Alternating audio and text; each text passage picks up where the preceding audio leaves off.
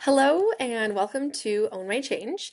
Today I am sitting down with Jenn Jabara, who works for CBRE. She is the Global Talent and Education Lead for their Integrated Facilities Management organization. And Jenn and her team support members across more than 70 different countries. And her work centers specifically on creating access to high quality learning, access to community, and access to real career pathways that help people build meaningful long term futures. I have known Jenn for about 2 years now, and her roots are rooted in hospitality and to service. And the way that she leads today with empathy and curiosity and a genuine desire to elevate others, it's incredible. Jenn is known for asking the right types of questions that both reveal the bigger picture and then also the small details that really matter most to stakeholders. She is a high performing talent and education lead. She's disciplined, she is positive, and she has a huge heart. And when I think of Jenn, I think of, like I said, her positivity, her discipline. She's a developer, she's a leader, and she is very empathetic, and you see this in everything that she touches. She builds relationships, she builds program designs, and she keeps CBRE's global operations running. Her expertise and her ability to help others in their careers and help other individuals explore what their talent is and feed this into talent management and program management. She is a connector between employees and she takes the opportunity to understand people and understand what their potential are. And I'm excited for you to hear her perspective on growth, on leadership, and what it's really like in her world to build careers at scale. So, if you are interested in leadership, in change, in consistency, in parallels between habits, career habits, and health habits, then this episode is for you.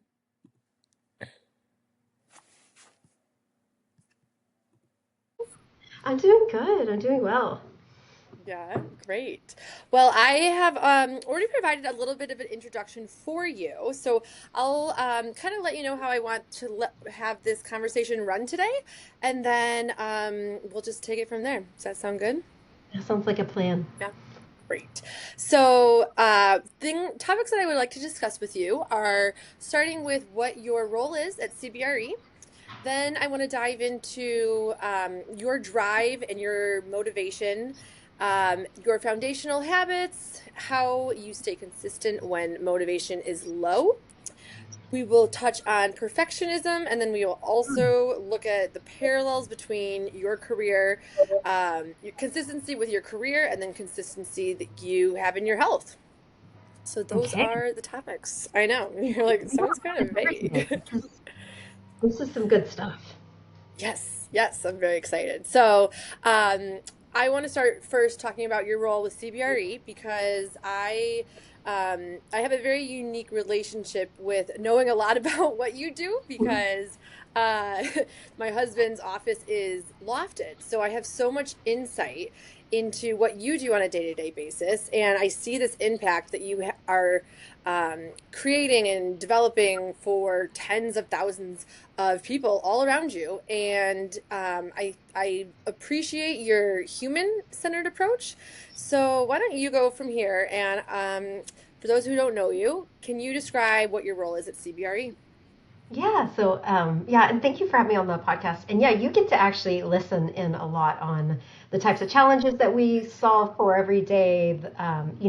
We work in a really large company. There's over 100,000 people sitting in 70,000 different countries in all sorts of roles. And so our little slice of the pie, which is actually not super little, is there's about 40,000 people in roles like maintenance technicians. So I like to, for folks who are not really familiar with our world, which is called facilities management, um, you know, think about when you live in an apartment complex and you call the maintenance person and they come and Mm-hmm. they help you. That's what facilities management is, but in the office space, or perhaps in a warehouse, or perhaps a healthcare facility. We oversee that training and help bring world-class sort of training opportunities to those people. Most of it computer-based, some of it on-the-job training, and I think about a large company like ourselves. We've got people at thousands of sites. So this is what we solve for. How do you take training, which is something that is in our world, it's optional. There's some required training you have to do. So you have to do our health safety training. You have to Right. do compliance training. All that's, harassment, that's pretty typical for our job. But our training is all about how do you become better at your job? How do you become better in your career? How, maybe you are a generalist, but you want to become specialized in electrical work or HVAC. So all this training is optional. So what we do, this is the second thing we do, and really the biggest thing that we do is we help people understand how to grow their career. So after the training, or perhaps before the training, what do you need to know about the types of jobs that we have? And then how do you find that promotion, or how do you move around to different accounts? So hopefully you've kind of, does that resonate with what you hear us do every day? Yes, yes. And I think that what is so unique about so would you say what there's generally 4 to 5 people on your team, like in your really small network, right? Yeah. Very lean and mighty. And we get a lot of stuff done, but through stakeholder engagement. And that's just a really fancy way of relationships. We build a lot of relationships within our company, and that's how we get things done.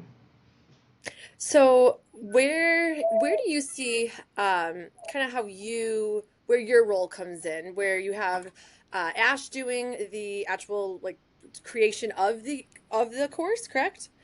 And She then does a lot of work. yes, and then how do you connect that bridge from what Ash is creating, and then how are you getting that to your account in Europe? Yeah, so different ways that we do it. SharePoint sites. Those are called intranet sites. A lot of companies have those. We send emails out, email blasts to people. Um, we have a webinar series that we actually really excited to be on the podcast. But one of the things that we do, and your husband does, sometimes we put him up for it, is we host a weekly webinar with about anywhere from 300 upwards of 500 people on it. And so it's just constantly we're building awareness. Hey, we have this training, and if you take this training, here's where it can take you, or here's the types of roles that you can later apply for because you've taken this training. So really, it's about just building awareness. Right. And I think you're selling yourself a little short though, because I think the common denominator Uh-oh. is you are making these connections. You are bridging these gaps. You are putting the right people in contact with one another. And so this is where I see your leadership skills of understanding what is the problem, who needs the help, and how are we going to help get them there. And I think that's where the leadership comes in hand. Where did you learn this type of training? I know you started in hotels and in restaurants and just like this hospitality. You've been in many different industries. So where did you first start to learn how to be such a great connector? So it's something that's always kind of come natural. Well, not when I was really, really young, because I would say, full transparency, I was probably a little quite nerdy and kind of off, kind of shy, not even shy, but really heavily, very sensitive. Everything resonated really loud for me. So, I'd be the type that would be kind of cautiously on the sidelines, but I like to Uh-huh. talk about adults more than the kids, to be quite honest. But I used to run around and I used to grab notepads, and I loved being of service to others. So I would go up to my mom or my dad or my brother or my aunts, in parties, and be like, I want to take your order. And so That's so cute. I loved it. And I loved, then going into the kitchen and grabbing things. And so it was really natural for me when I was 15. I was like, okay, I want to go into food service. And I started in the South. And actually, I think there's some places, they might have these in Illinois. Sonic Drive-In. Does that ring a bell to you? Do you I've know the heard of drive-in, it. Yes, right? yes, yes, yes. With the roller, with either the blade, well, it's not roller Of blades, but it's course. Yep. uh, so it was a car hop, and then And then I just kind of, I idolized, and this will tell you maybe my age, or maybe I was like, I love Olive Garden. Olive Garden was awesome in Yes. 1989 when I was Right. 5. Okay, I would not. I don't necessarily want to eat at Olive Garden now today, but I was like, Olive Garden's like my favorite restaurant. So when I was 18, I was like, I'm going to go work at Olive Garden, and I was a certified trainer there. And what I noticed is hospitality was a place where I felt really comfortable in my own skin. I love connecting people. I actually have a bachelor's degree, and so I actually went to college, went to university, still Mhm. was, serving tables, doing some what we call floor management. I graduate college, and I'm like, look, I need to, at that time, I needed to make sure I was financially independent. And so I signed up for a manager role and basically became a general manager at 24. And hospitality is all about service to others. And there's the vehicle for it is food or wine or but really what the common theme is. And I have two careers. I've got my hospitality career where I ran operations. I ran restaurants as a GM for almost a decade. And then my second career is this training talent development piece. And really, I kind of see them as very similar. And I know that might be Mhm. quite to some people. They're like, no, there's nothing. But really, it's about it was external customer service when I was a restaurant manager. Now it's about internal customer service. How can I help people grow their career? How can I be a maximum service to others? And that's what we get to do. And I say that like that's what we get to do every single day. Did I answer your question? Was that your question? How do I get involved? Yes. So, actually, this is segueing perfectly into what drives you because you and I think, have very similar personalities where we are like Yes. ignited by the work that we do and we're so passionate about it because we get to make a difference and we get to help people. And something that I hear, part of the struggle is like you said, you need your electrician. You need this very skilled individual. And if we are, from what it sounds like, there's a huge gap right now in not having enough of the skilled electricians or the Yes. water or whoever Treatment. changes You know, anything. Yeah. so if you think about it, I think that millennials were some of the, especially the older millennials, they were some of the last generation that it was so drilled into their heads, you got to go to college and get a degree. Hmm. And I think many of them left or were leaving or entering, sorry, they were leaving college and entering the workforce maybe during the Great Recession, the housing Hmm. crisis. Um, and so the job prospects were not that great. And then they ended up, perhaps they did end up in a white collar job with a ton of debt. Or perhaps they're Hmm. like, look, I can't afford it. I'm going to go work a blue collar job. And so I think what we're seeing now, the last 10 to 15 years, is this idea okay, I can't just like going to college is not the end all be all. And it's funny, Hmm. as somebody who has a bachelor's degree, who I really appreciate at my university education, I don't think everybody needs to do it. And we talk about this, Meredith, Mike and I talk about this Yes. sometimes too, Yes. is there are, for some people, the best way to honor who they are, what energizes them. The best way to honor that is for them to go take one of those roles, be a maintenance technician, perhaps start as an apprentice, go learn to be a welder, Right. learn to be a plumber. And, we're kind of in the 11th hour with a lot of folks because of, there's just for generations, the idea was you need to go to college. And now we have a missing workforce of blue collar folks who are in the trades, and so that's also what we're solving for is how do we show how attractive these roles are, and then also how do we show that you can actually make a really great living. And in the next few years, I speculate. By no means am I. I'm not analyzing the data on this. This is just my pure intuition. I think we're going to see plumbers, welders, mechanics. I think we're going to see the prices skyrocket for labor because there's going to be such a shortage of folks who are Right. doing this work. And so that's what we get to solve for every day. We solve for how are we going to help find and build and cultivate that future talent. So one thing that I appreciate, and this is, you've said you're like, oh, now I get how you and Mike work. Now I get the dynamics, and what I appreciate when I hear you guys have discussions is Mike understands. from a military perspective, how does the Yeah. military do it? And I constantly hear you checking in, like, okay, there's all these roles, all these titles. Like, what's the actual hierarchy here? Whose actually responsibility is this? Who should we delegate this to? If it's not this,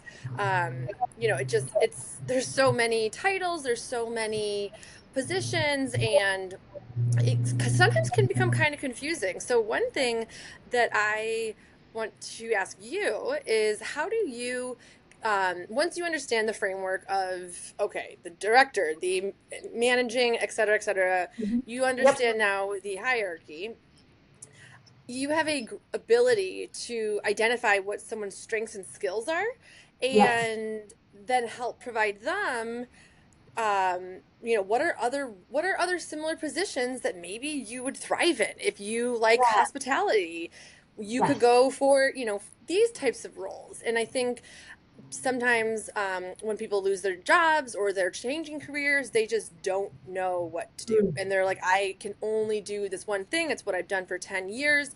And then they limit themselves because they only think, they're like, I have to stay in this. And I Yes. think allowing people to have that flexibility of understanding you can change anything at any time.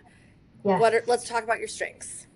So let's talk a little bit about that. So I actually went through this when I was transitioning out of restaurant operations. I'd been a general manager for a long time. And just to clarify, restaurant managers, if you're not familiar, if you don't know one of them, I want to tell you they are absolutely amazing at what they get exposure to and the skills that they develop. A lot of times they have some sort of financial accountability, like a profit and loss statement. They have to do inventory. They have to do payroll. They actually have to go in and edit people's time and then manage against labor numbers. So that acumen is really strong. Then the people management piece, right? Let's think about like, write-ups and disciplinary action, but also career development and taking somebody who's unskilled and giving them a skill and then seeing, okay, great, you know what, they're great at the hosting. I think they'll be a great bartender. How are we going to move them around? And then some. They're facilities leaders, especially in those smaller, more independent restaurants where you don't have an engineer you can call. I Right. remember this is when I knew I was done, Meredith. I'd spent so many of my years working late nights, and I remember Yeah. the dishwasher came to me. I was the general manager of a restaurant. We were already 10 hours into the shift, and the dishwasher comes get me and says, "Hey, I'm done. Come check me out." And there was this pipe from the floor that was bursting, like it was like a geyser. And I remember thinking, I'm gonna be here all. I'm calling the plumber. We're gonna have to turn off the water main. I mean, it was super stressful, Oh my um, gosh. but that's what restaurant managers can do, and that's what they have these skills. They're durable skills. They're hard, right? They're hard Hmm. skills.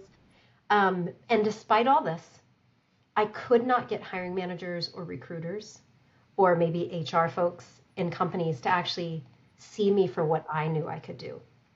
And so that was really hard. And I want to be really, realistic that sometimes when you're trying to do that career, that career change, or it can be kind of painful because if you get really caught up on, they only see me as a restaurant manager, but I know I'm capable and I'm doing so much more, you can really over identify with that. So I want to give some tips that I did, some tricks that I did when I Okay. was going through that, as I was transitioning to a training director in hotels and then later in talent programs here at CBRE. And one of the things that was helpful is go take some free assessments. Okay, 16personalities.com, it's free. That's the one. Do you know yours? Have you taken it? Yeah, what is this called? Oh gosh. It's called 16personalities.com, 16personalities.com, Myers-Briggs.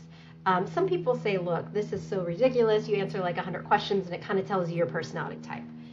Hmm. It's something that's free. It's a free tool.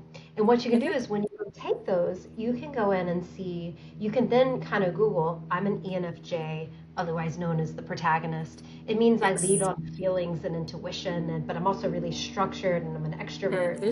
And what you can do is you can Google and be like ENFJ careers, Yes. ENFJ jobs. And you can start to tie and say, okay, there's some common themes with my personality types, with the type of jobs for which I could be a fit. And so that was actually kind of interesting for me too, as I was like, okay, I don't want to be a restaurant manager anymore. I was looking at these sort of assessments, and I was like, training, interesting, HR. Mhm. These are all things Mhm. that I'm like, okay, this is interesting for career exploration. Like I can kind of start to see what I could maybe become. And Mhm. um, there's some other really cool ones. Gallup Strengths Finders or Clifton Strengths Finders. Mhm. That's one you have to pay for. There you're given 25 of your, like they kind of arrange your strengths. And there's these top domains, as they call it, your top maybe 5 or 10 things that you're really strong at. For me, I mentioned relationship building, execution. Mhm.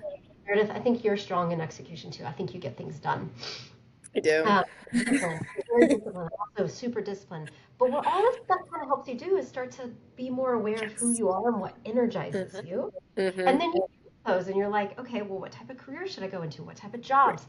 We're now in the world of AI. You can do this. You can do. Anything. There's so much at your fingertips, right? Yeah. Right.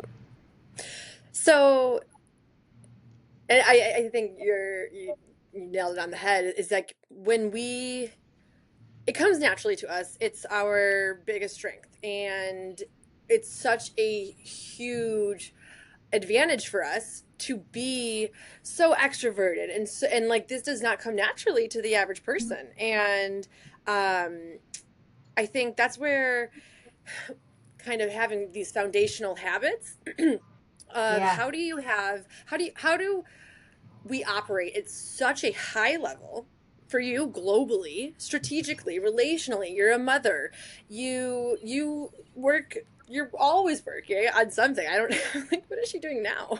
You do. She's. You're always up to something. Um, and at the same time, you're still able to manage your job and show up professionally. And I guess from like a day to day, what are very simple, Hmm. small habits that set you up for success to be able to do 5,000 things at once? There's tons of books about habits. There's tons of podcasts, but I'll say there's a few things that are really foundational that I would say you start here, and Mhm. until you've built this foundation, you need Yes. to rinse and repeat and just every day get back to it. Mhm. So the first thing is uh, drinking enough water. It Yes. seems so silly. Did I drink enough water? Did I eat today? Did I get Mhm. enough sleep last night? Am I setting Mhm. myself up? Like, am I setting up and creating all the conditions to which I can get sleep at night? For me, another one that I think I recently did this last year, which you've helped me out with, is did I exercise? Am I Mhm. exercising enough? Mhm. Um, there's these little things. And so what you do is actually, I have something. I'm going to go over and grab it from my board. And you're going to see that I don't have any shoes on because we don't have shoes on, right? There is something up here that I created as kind of the foundation for those habits that you talked about and discipline. So Mhm. the first thing is vitamins. Too. That's another one. Did I take my vitamins today? So these are the good food. Actually, it's good food. I put good food. I didn't put specifically like it was just like, am I nourished? Mhm. I went on a walk today. Did I get enough sleep? Shoulder work, that's because at the time, actually, I can now take this off the list. I was in physical therapy for a bad shoulder, and I was like, this is fundamental. I got to touch it every day.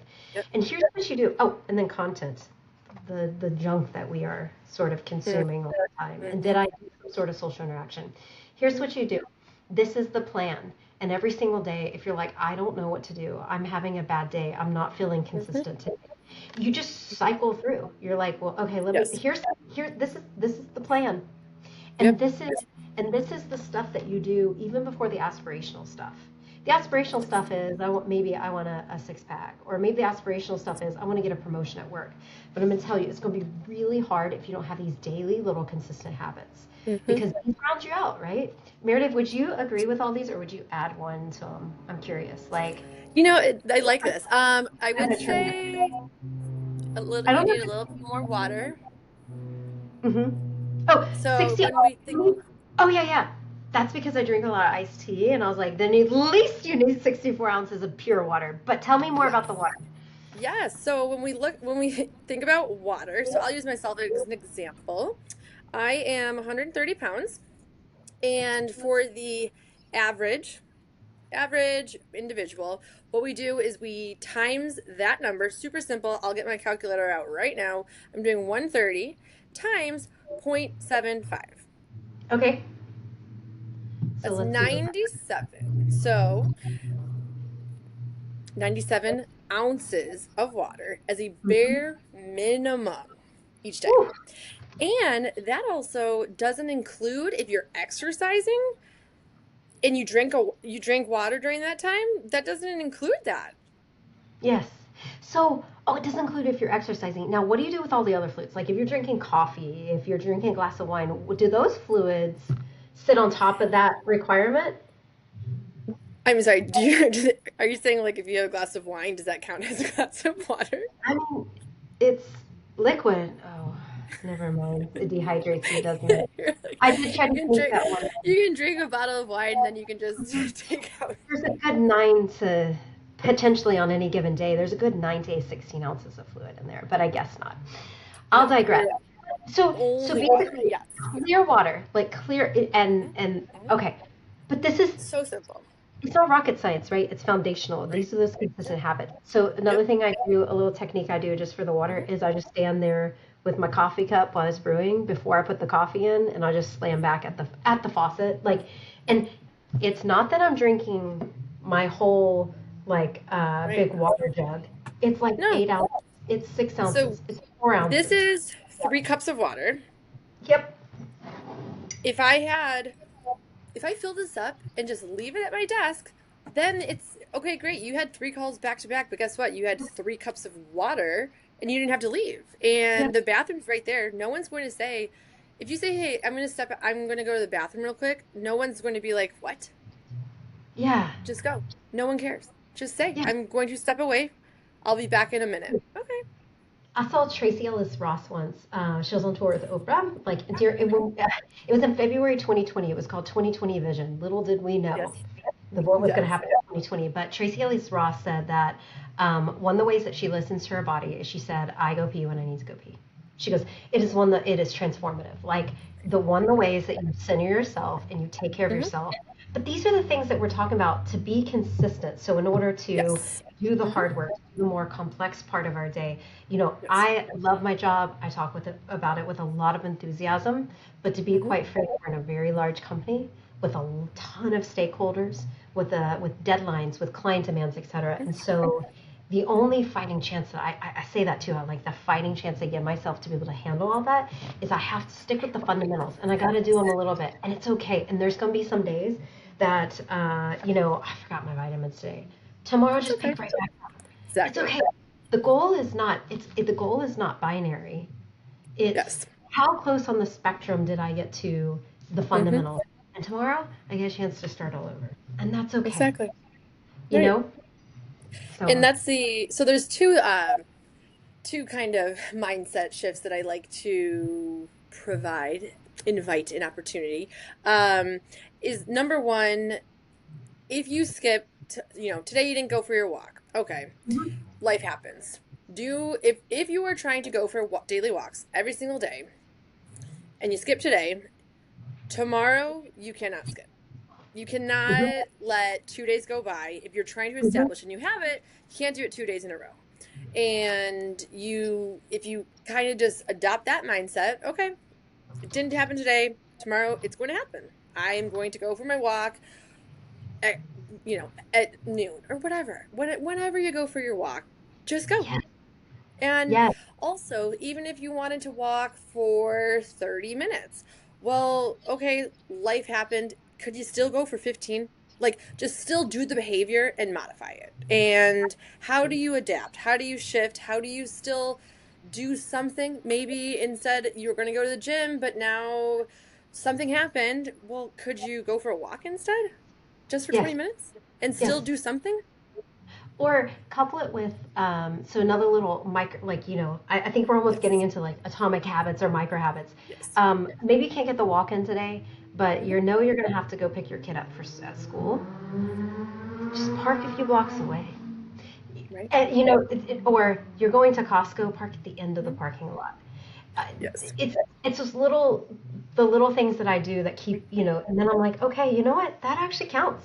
That counts for the daily walk. If I Mhm. did that a couple of times a day with a few different errands, that accumulated to 15 minutes or whatever the Mhm. case may be. Right. Um, there's this really cool saying in German that I think actually comes from the French. Der Appetit kommt beim Essen. Okay. It's kind of roughly translate to, or der Hunger kommt beim Essen. See, there's my completely useless German degree. At least I'm using it today, otherwise I don't use it. But it's this idea that sometimes the hunger doesn't come until you start eating. The appetite doesn't come until you put the first bite in your mouth. Mm-hmm. So sometimes you just commit to, I'm gonna go outside. That's all I'm committing to. I'm walking outside around. I'm gonna start walking, Mm-hmm. and then you're like, okay, I need this. Um, Another thing I do with exercise is I sometimes I have to kind of fake out when I'm on the stairmaster. I'm in a workout class, and I'm like, I Mm-hmm. am not in the mood, and I remind myself, you have the autonomy and to leave at any given time. Mm-hmm. And just that little tweak where I'm like, I can leave. If I'm not in the mood for this anymore, Mm-hmm. I can leave.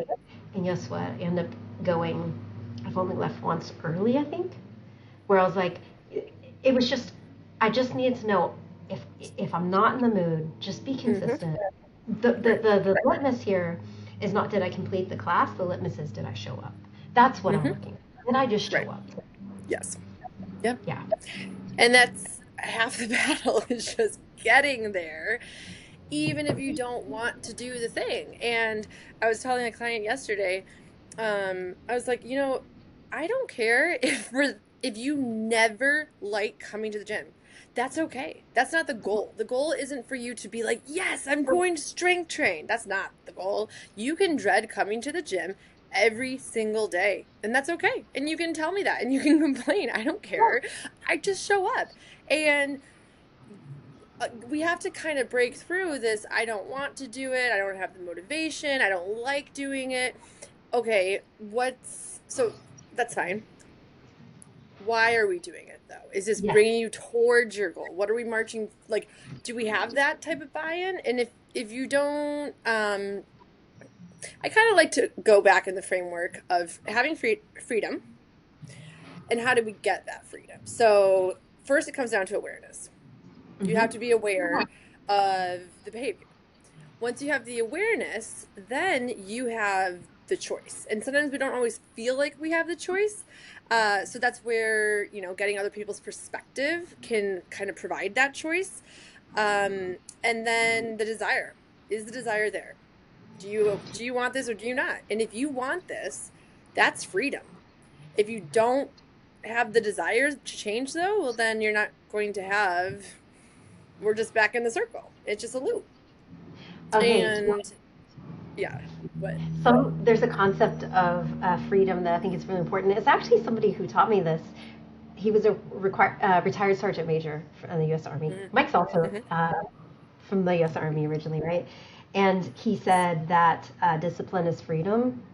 And I was like, whoa. At first, that kind of blew my mind. And then I was like, no, actually, it is. And the more structure that I have, the more Yes. freedom I have where my brain is not being sort of bombarded with last minute, oh, I forgot this. Oh, I have to go recover now. And I have to go recover this because I didn't actually have the consistency and the discipline. So that always fascinated me. And I have one more story to tell along those lines. So I recall when I used to be a training director in hotels, I asked in our sort of portfolio of some of the best hotels in the world, I asked the number one hotel at the time. They gave the best service. And I said, what is your secret? And his Mm-hmm. secret wasn't like, we invest millions and Right. millions in training our staff. He goes, my secret's checklist. I was like, Mm-hmm. oh, tell me more. He goes, I free up people's mind. He goes, my front desk agent, I free them up for the more meaningful interactions. I have them come in and they read off that list. And so that's all completely consistent every single day. Mm-hmm. And it allows your mind to be free for more meaningful things. And so I'd say, going back to this, stick to the fundamentals, keep repeating. This is the checklist for me every single day. Right. And then it frees you up for, Yes. yes. Right. And that's I guess one habit that I execute on every week with flexibility, because there has to be flexibility in all habits. Hmm. I meal prep. Oh And yeah, friends you would be like, do. well, you know, how long does it take you? And so I try to provide the flexibility that this is the way I do it. There are other ways to do it. I do it for 5 days. For Monday through Friday, I do it Hmm. one time a week and I don't think about it. I don't have to think at all after doing it for, a couple hours. Once I go to the store and I get it all done, and then I'm not thinking about a singular meal the whole week. Like that's Yeah, freedom. yeah. And it's For how you, I right? choose. Yes, for me, but also for you, you work from home. So maybe you just meal prepped, 3 breakfasts and 3 lunches, or maybe you just do two. Like it doesn't have to be to the scale I do. This works for me. Or also there's meal planning services that you could take advantage of. And then there's there's no thought that goes into it. You just go into your app and it shows up Yeah. automated. We- There's so many options out there, and it comes people. Money and time are always an interesting toggle.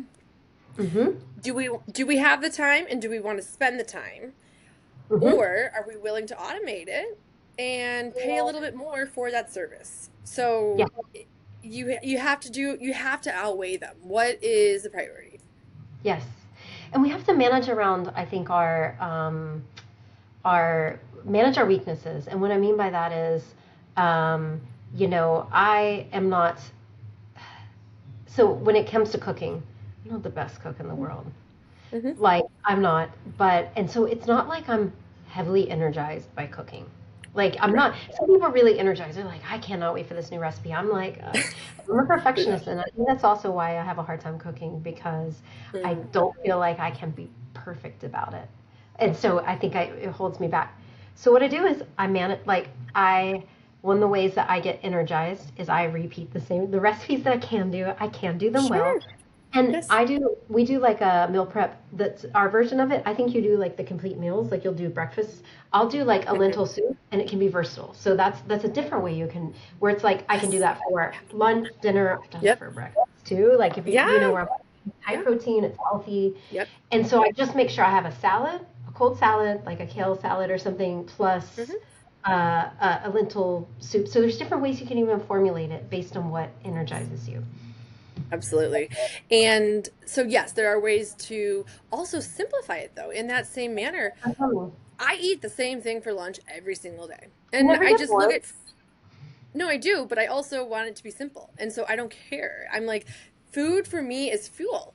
And Yeah. I know how when I have I've been doing a lot of research on hormones and cortisol and stress Oh, yeah. and all of the everything going on in your brain. Yeah. And it is wild to me how I used to Oh my uh gosh.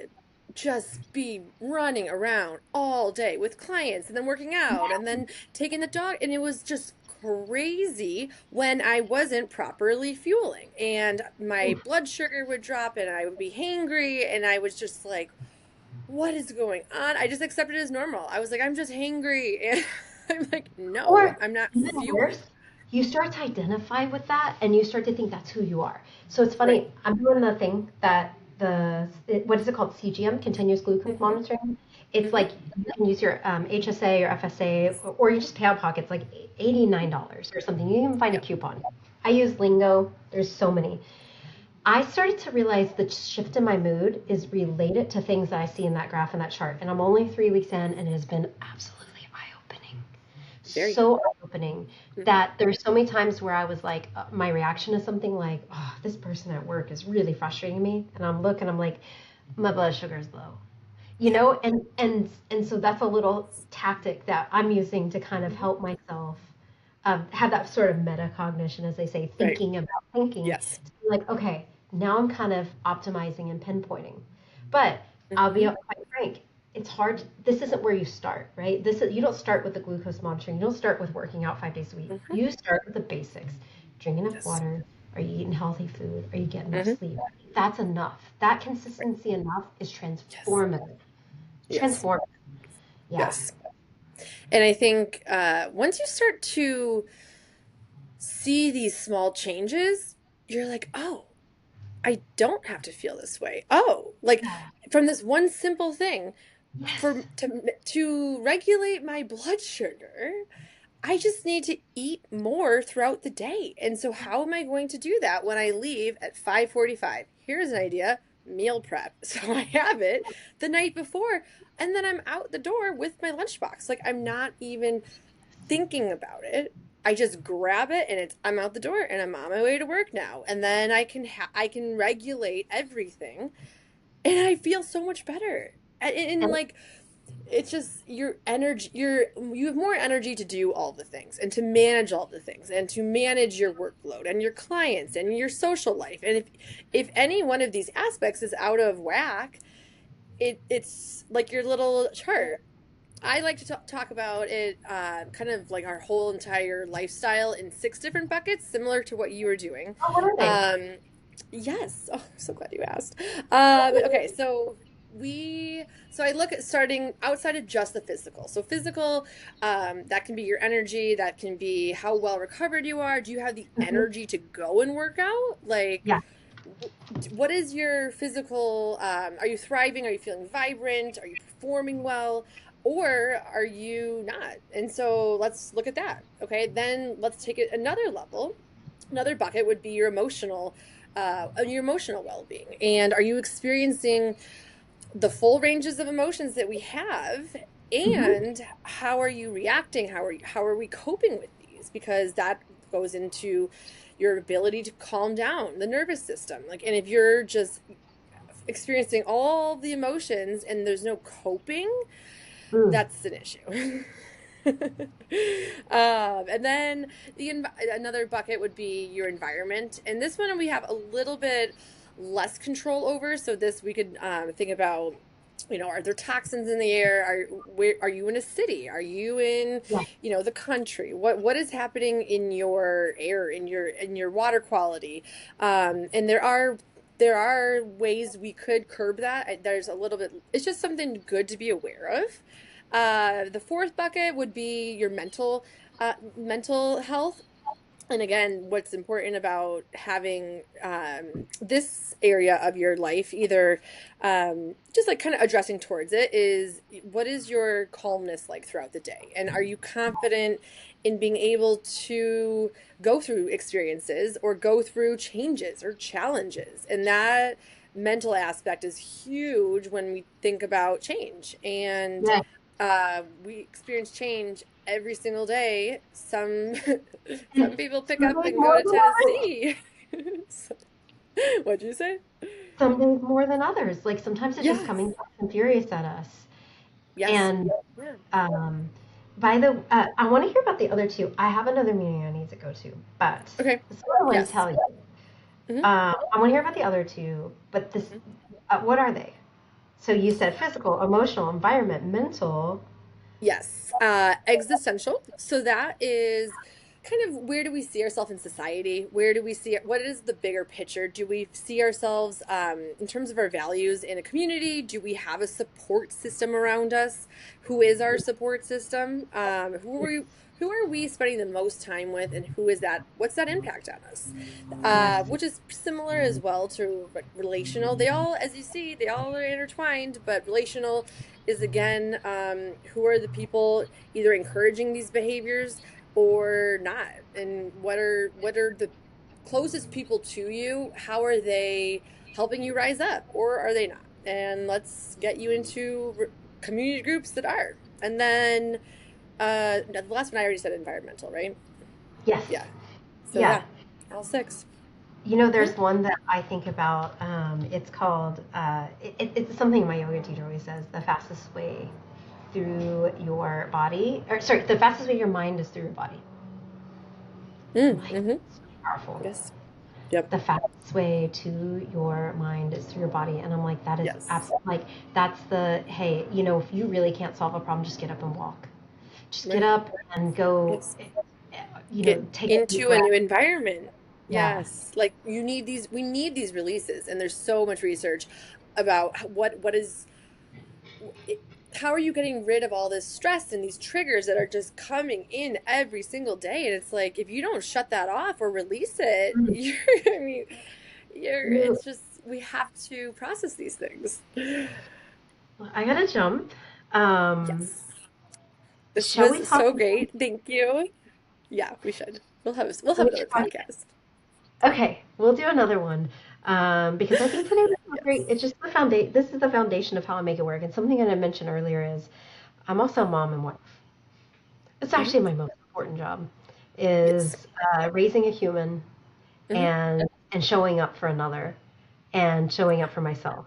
So maybe we can talk more Yes. about next time, and we'll talk a little bit more about that too, about Yeah. um, you know, how do you creating a human to actually have these consistent habits as well. Yes. How we Yes. model And that then modeling it. Yes, too. exactly. Right. Okay. Okay. This was Thank so you so great. much. Thank you, Jen. We'll talk soon. Talk soon. Okay. Bye. All right. Bye.